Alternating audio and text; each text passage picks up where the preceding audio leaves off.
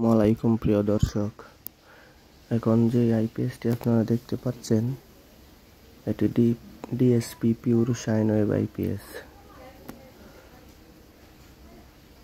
1250 VA 1000 watt. এটা আপনার transformer, pure তামার ট্রান্সফরমার।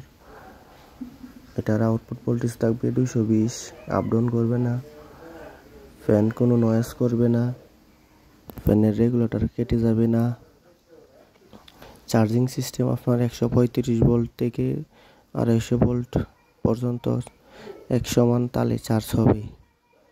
আউটপুট ভোল্টেজ কোনো কম বেশি হবে না। 2 বছরের ওয়ারেন্টি সহকারে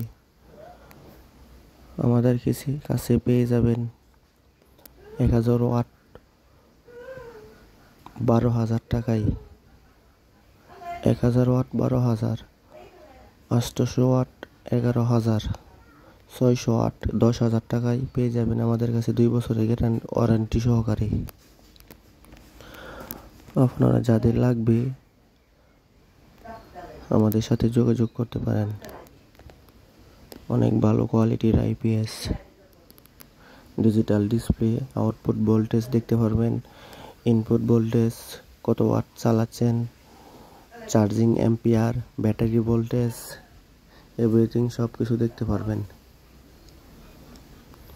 ইউপিএস মোড, আইপিএস মোড দুটোই আছে। খুব হেভি একটি আইপিএস। যাদের লাগবে আমার সাথে যোগাযোগ করতে পারেন।